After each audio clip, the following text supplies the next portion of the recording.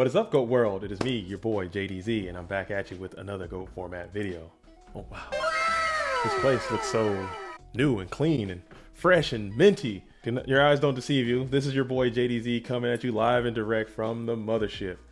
You heard it here first, folks. The JDZ Plays Goats program is moving to the goatformat.com YouTube page. So for all of you out here who don't know me, I am JDZ and I play goats. It's a pleasure to meet you. Hopefully we get a chance to know each other. I have this YouTube page, JDZ Plays Goats, where the entire purpose of that channel was to reach out to as many people as I possibly could to introduce them to the game of Goat format that I love so dearly, and to broadcast this game out as many people that would like to play. So if you like playing goats and you enjoy watching goats and being around the game as much as I do, please continue to follow me on this journey.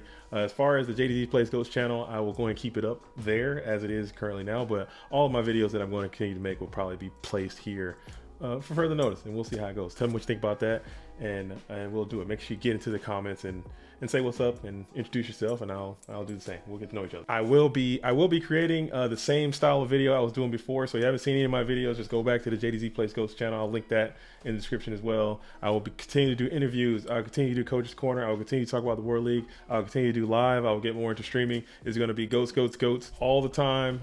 So if you have any ideas or anything you want to see on the channel, make sure you reach out to me. I'm in the Discords. I'm in the comment sections. If there's something you want to see, or if there's something you want to want to put on the channel, let me know and we can potentially make that happen. Just like this video that I have for you today. Just the other day, a few days ago, the Obelisk 17 finished. I'm going to go and cover that event, the championship round. It should have been live streamed, but there was some, you got to get used to the JDZ technological indifferences. It happens all the time, so, but we weren't able to capture live, but I do have the replay. We're going to go ahead and go into some analysis. We're going to talk about that match and what happened, and we'll do it like that. So all right, so here is the Obelisk 17 finals. In the red corner, we have Pretty Girl UWU, aka Lihn. In the blue corner, we have LRG Sigma, also known as Mark. So if you don't know what an Obelisk is the final tier of the Goat Format Academy League, taking place in the Goat Format Europe Discord. It starts there. You have the Slifer, Raw, and Obelisk bracket. The Slifer is a 4-person tournament. You win that, you become promoted to a Raw. Raw is a 4-person tournament. You win that, you become promoted to a Obelisk. Well, Obelisk is an 8-person tournament. You win that and you get to qualify. You get an invite to the Goat Format World Championship. The Academy League is a great opportunity. Like if you don't have a lot of time and you still want to play some high-level competitive goats, the Academy League is a great way to do that because you can kind of play games as you get time. It's a good thing. So if you have the opportunity and you want to play some competitive goats, make sure you get into this Academy scene. So anyway, so in this event, you got Pretty Girl UWU, aka Lihn, in the red corner, coming from the winner side of this, and I'll place the bracket right here so you have an idea of what that looks like. But we have Pretty Girl UWU coming from the winner side. You have LRG Sigma, Mark coming from the loser side. He lost in round 1. So this particular Obelisk 17 was stacked from top to bottom. It was a lot of talented players in this particular event, and they whittled themselves down to Mark and Lihn, or UWU and Sigma here. So a little bit about the players. Mark is a long-standing turbo player. I know that due to time zones and locations and work schedules, he doesn't have the opportunity to play in a lot of Goat format events, but I know for a fact that he's a very talented player, a lot of theory, a lot of extremely smart on the game. If you sit down and listen to what he's saying or talk to him about goats, he's a high-level IQ in the game, and he's always very, very innovative and pushing the game forward. He's always innovating in terms of Chaos Turbo and Chaos Control. So in this event, he's playing Chaos Turbo, Wing Blast variety in his theory. I know he believes highly in Wing Blast, highly in Jar Greed, so expect to see that. In the red corner, we have, coming from the winner side, we have Pretty Girl UWU, aka Lihn. Lihn, I know, also is from a very unforgiving time zone, so it's very difficult to get into a lot of events. So they are perfect candidates to compete in Obelisk. Lihn is crushes the ladder a lot, always highly seated in the ladder. Very, very strong player as well. So both of these players are looking to get their invite to the Goat Format World Championship, and this is the perfect opportunity to do it. So let's go ahead and hop into this game and see exactly what happens and how it all shook down in this event. All right, we got the rock, paper, scissors here. Rock, paper, scissors. We got scissors. We got scissors beats paper, so Lihn is going to choose to go first. Coming from the winner's side, you need to win once. Coming from the loser side, which Mark is in the blue corner, you must win twice. Very difficult to do. So Lihn has a pretty dope hand coming in. Pot of greed, smash ground, all the goods you want to see. So from what I've seen in some of the other tournaments, Lihn is playing like a aggressive beatdown aggro tomato deck, similar to what Delinquent did in that FLC that he topped an FLC or 2 FLCs ago. So we'll see how that plays out. Pot of Greed, go ahead and gets the Zaborg and the Delinquent Duo, rips the Delinquent Duo right away. So Mark's not looking too great, already falling behind to some serious Trinity right away. Hitting the Wing Blast and the Nobleman Cross out. Go ahead and set in the mystical space, throwing it back over to Mark. Mark going up starts for 1,000, getting the Spy. Going up starts for another 1,000, getting the Sangan. And he's going to set up the Spy, sets up the book, and throws it over. Meets in Mystical Space Typhoon right away. Kaiko comes down, hits with the Nobleman Cross out, and banishes all the Spies, gets them out of there, and then smacks in for 18. Dope. Mark draws to the 7 tools, so this is another card that he's been really working in and testing. He believes a lot in the 7 tools, but I don't know how great it is in this matchup, but we'll see how it goes. So draws to the 7 tools of the Bandit, sets the Sangan, throws it back over to Lihn. Lihn going crashes in with Kaiko, keeping that advantage, getting pluses where you can, but this Sangan's going to go ahead and add a Magician of Faith from the deck. Go and sets up a Sangan of their own, and then throws it over to Mark. Mark draws to another Magician of Faith. Go and sits one down. Sacrifice for Zaborg. So this game is just spiraling out of control very quickly. A lot of Trinity, a lot of advantage being generated early. Going smashes in for another 18, getting the Light and Dark right on out of there, and Zaborg going freely smacks in for 24, and then follow up with the Grace of Charity.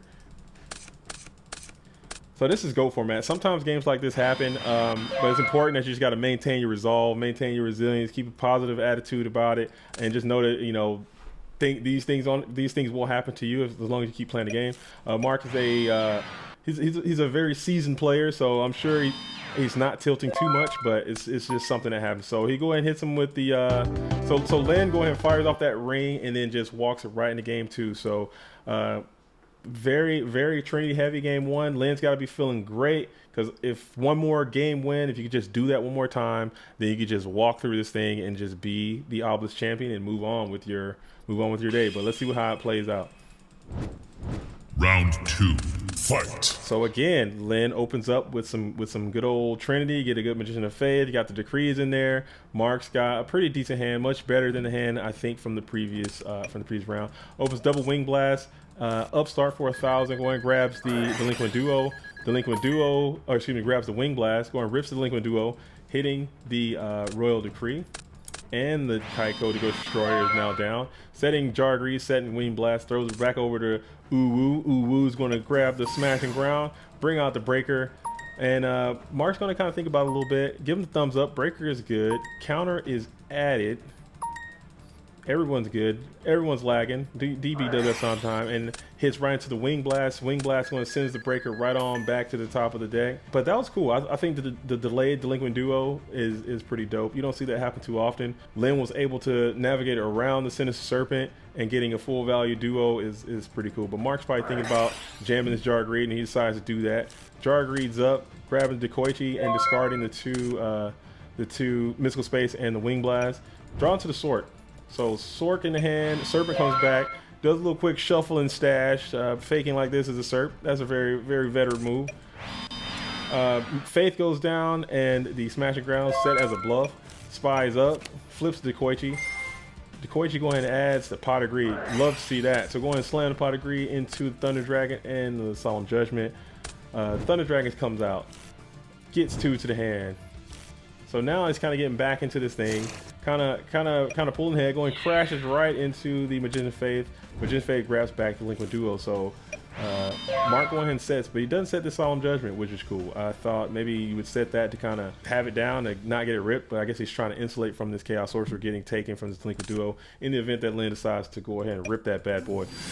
So Breaker comes down, adds a counter, and then smacks the Dekoichi. Oh, that's why. Okay, so back that up. So Mark's a very talented player. He knew that this Breaker was spun to the top. So if he sets this Solemn, chances of him having to use it on this Breaker was high, and he probably didn't want to do that. So Keeping it in the hand was actually a very, very good play. All right. Going hits the Thunder Dragon, discards Cinder Serpent. So the duo didn't have the most advantageous, you know, didn't have the most value there. It happens. Going flips a Spy. Spy is going to grab another Spy.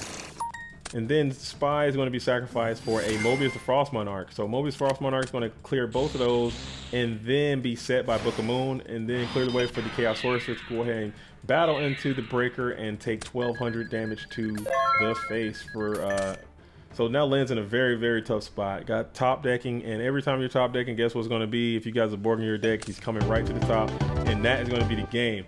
So Mark played it pretty well, got some fortunate draws there, and kind of tied it up 1-1. So now we're going into game 3. Lynn's gonna be going first, but you start to feel some pressure. You know, you got this huge advantage. You got this one win. You know, you just gotta seal the deal. But then you get a hand like this, and it's not a very great hand. You got a lot of orange in here. You don't want to see that.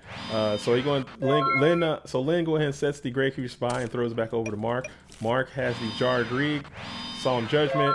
Go ahead and sets a jar, sets a Sang, and throws it back over to Lynn. Lynn has the Missy Tomato. Missy Tomato thinks about it for a second. Go ahead and flips a Spy. Spy grabs another Spy. Summon the Sangin.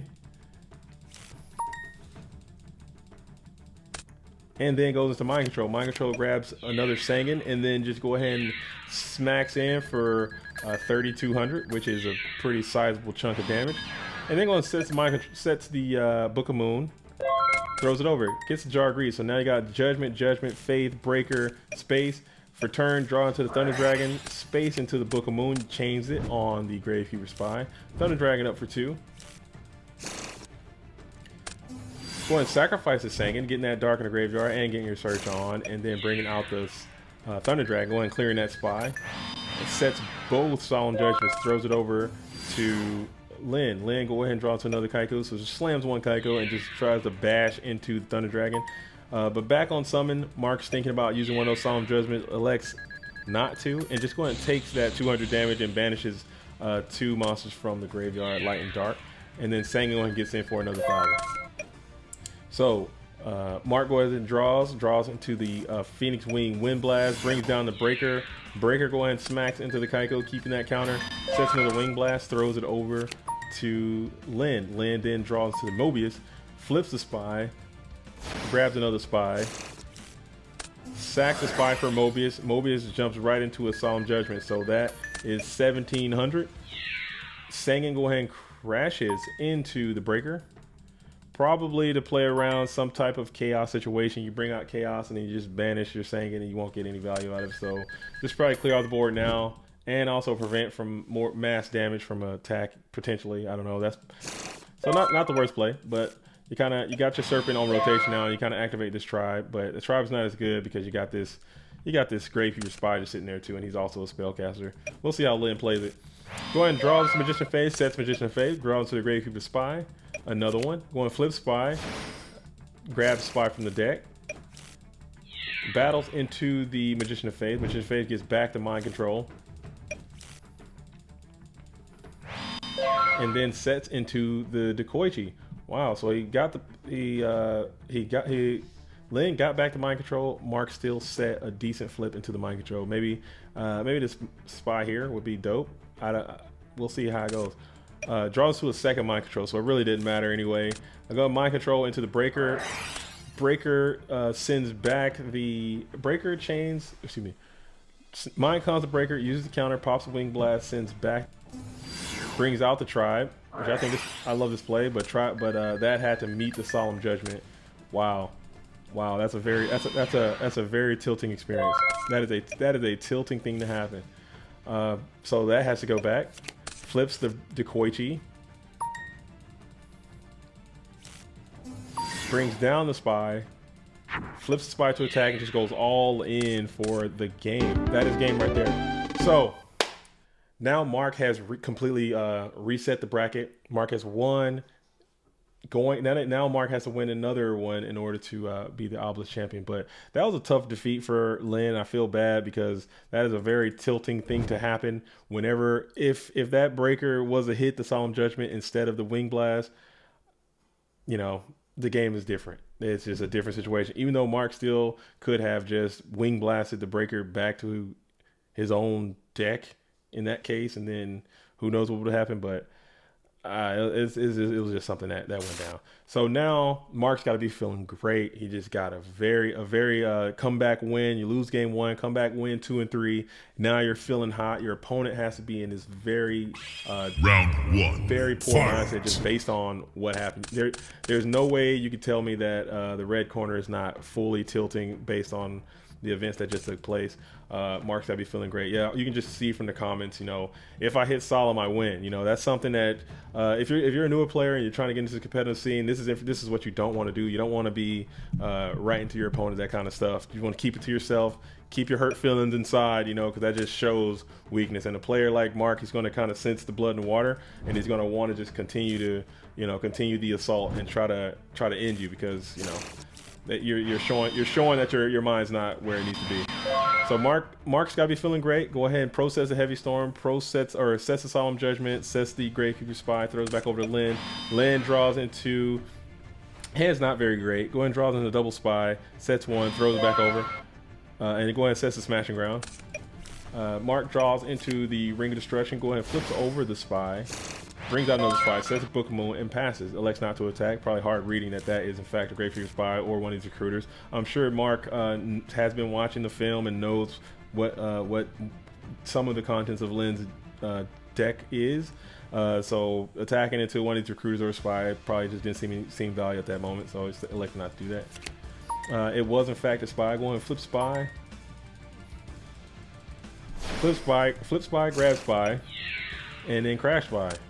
And that's a fair exchange. You're going to set the Mr. Tomato, throws it over. Mark draws to a Mr. Tomato of his own and sets it. Delinquent Duo comes down right away. Seeing what the hits are here. Hits are Magician of Faith and Thunder Dragon. Going and flips the Tomato and gets some Tomato on Tomato violence. Tomato grabs Sangan, throws it back over to Solemn Judgment. So now we got Ring, Solemn Judgment, Judgment, Heavy, Book. And then Sangan go ahead and crashes into Mystic Tomato. Why this? Very, very interesting play. I am trying to figure out why crash here instead of sack. Maybe he's trying to keep the Thunder Dragon in hand for something else. But I think maybe sack Sangan here. I do that, but that's not for me to say. That's what I would do. But he go ahead and smacks the Sangan and gets. He go and crashes the Sangan and gets the Dekoichi from the deck, adds a hand and go and sets it down on the field. Magician of Faith is flipped again to grab back the Delinquent Duo.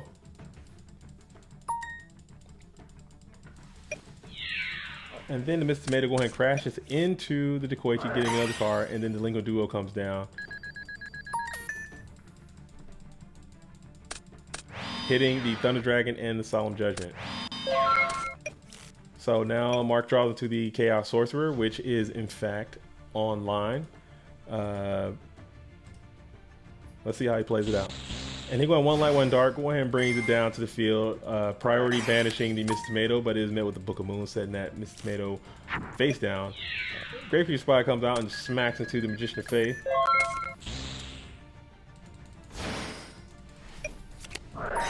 Then main phase 1 Royal Decree is activated. Mark's thinking about how to respond to that because he has a lot of, or not really. He's in a good spot. He kept his traps in his hand, probably reading that Royal Decree was something that was an option that can happen. Very, very smart play, I think. You got this Book of Moon, you got this Pro Set Heavy Storm, you got this Solemn Judgment, kind of just waiting for a clear opportunity to do some serious damage. The Smashing Ground comes down. Mark elects to use the Book of Moon on that, saving that Chaos Sorcerer. And then the Kaiko to go short comes out and clears his Gravekeeper Spy and banishes 2 more lives. So then Mark draws into the Blackluster Soldier. Okay, so then Heavy Storm just happens, clearing out those traps. Chaos Sorcerer's flip, banishing the Kaiko. One light, one dark. BLS comes down, and then we're going to hammer time right into the sets. Bash, bash, clearing both of those spies, and then setting the Phoenix Wing Wind Blast. Nomen Crossout is drawn, and then it's just a scoop. You know, so wow. So that is how that happened. So Lynn's got to be in full tilt patrol right now, thinking about how to side, thinking about everything that's been happening this event. Mark's got to be just feeling over the moon with how this is going. Lynn wants to see a great hand. This ain't even it, but this up here is just insane. So this is the kind of hand you want to get if you're in a win out situation. This hand is not so much that. But Lynn will be going first. Let's see how it plays out. Go ahead and slams down the Abyss Soldier, followed by the Royal Decree, throws it over, hits Lynn with the Delinquent Duo. Okay, Duo comes out, snatches the Book of Moon, snatches at the board. Breaker comes out. Breaker will just attack over. Oh my goodness. So I'm just, oh, this is painful. This is painful. This hurts to watch. This hurts my soul to watch because you get a clean breaker, which is a high risk move. This is a high risk, high reward move. This could have been something, but again, as I stated, Mark knows his deck very well. Delinquent won the FLC or topped the FLC with this deck. It's a very popular deck these days. So he knows that this is very well how it could have been. So that's a plus from the Delinquent Duo, plus from this breaker. Out is insane. So Lynn's already out of it, I think. Spirit Reaper comes down, which is a great draw in this kind of situation. But Jargreed comes out, grabs another Solemn Judgment. Mark elects not to use that Grapes of Charity, which was very anti-Mark. I don't know why he didn't rip that last turn to kind of really push the agenda, but we'll see how it goes. Graceful comes out now. Graceful for 3. Go ahead and discard the Serpent, discard the Sanguine, Thunder Dragon up for 2. One light, one dark. Bring out the BLS. Early BLS with double Solemn Judgment. This is going downhill in a spectacular fashion. 16 off of the breaker. Sets both Solemn Judgments. Sets the Gravekeeper Spy. Throws it over to Lynn. Oh man, Lynn go ahead and hits a Pro Set Heavy Storm. Go ahead and pays for that. Flips the Gravekeeper Spy. Went for it, thinking it was Magician of Faith. Had this been a Magician of Faith, he'd be in much better situation. But it was in fact the Gravekeeper Spy. The gamble did not pay off, and with that, LRG Sigma comes from losers and doubles up Pretty Girl Uwu, Lynn, and wins. It becomes your Obelisk 17 champion. I think this was great. I think this was a good match. I think he's a fantastic player. I have nothing but respect and admiration for Mark and what he continues to do. I think the sky's the limit. He went through Worlds last year, and this year is no different. He has now punched his ticket to Worlds for 2022. So, tell me what you think about this match. Tell me what you think about this event. All right, so I will go and place this is Mark's deck. Like I said, I had an interview with him. This whole thing was supposed to be recorded live, but there was some serious technical problems that kind of took place in there. I'm gonna try to salvage that, and I'll put it right here. Oh, thanks a lot. So yeah, I'll go over my choices. Like, it's a relatively standard Chaos Turbo build for what I like to play, but there are a few changes. And one of the things I noticed is like in a Chaos Turbo mirror, like it may not happen a lot, but like early game when people set Spy, like it can take a while before you get a Dark in the graveyard, and you're only like at the mercy of your opponent before that happens, and people can just keep setting monsters. So I realized like a lot of the times you're sitting on like dead Chaos Sorcerers, or they have Kaiko, and you know, like, or you have Snatch or Tribe, and I think all those cards are good. I didn't want to cut them. But I decided, so Saborg is actually better than Chaos Sorcerer a lot of the times. So I went with one Chaos Sorcerer actually, and one Saborg. So it's basically my second Sorcerer, but it does a lot. Like if they have the Kaiko, and I can Spy and then tribute it and for Saborg. So I'm not really clogging on Sorcerers, and also like I'm not really clogging on cards that can only deal with face-up monsters, because I want to deal with their face-down monsters as well. So the one Saborg, one Sorcerer, I like that a lot. Yeah, I don't know if it's going to be the standard or that that I'm going to go back, but I think it's really good against all these decks. People were playing Kaiko against me, so I think it paid off. Oh no, I played against Moxies and I lost, and I couldn't believe it. And I made a mistake because. So he was on Decree and I was he was on like a goat control deck, but I didn't really understand like what he was on exactly game one, because I think it was the first round as well. So I had to decide quickly with siding, and I made I made a few mistakes. So I focused too much on the decree, and apparently he sided it out game 3 or something. So I basically had like 7 tools and Mobius in my deck, and he had only 1 trap in his deck. So yeah, actually that was my own mistake, because the last. But I felt confident in my deck, and I figured, I mean, the losers bracket in an Obelisk is not that long compared to like in a normal tournament. So yeah. So tell me what you think about the Academy League. Tell me what you think about this match. Tell me what you think about me coming to this platform and trying to spread the word about GOAT format, or as far as I can. But I'm still here. I'm still JDZ. I still play GOATs. I'm looking forward to getting to know all of you. And yeah. So until then, as I always say, shout out to the OGs. Salute to the real ones. I'm JDZ. I play GOATs. Until the next time, peace.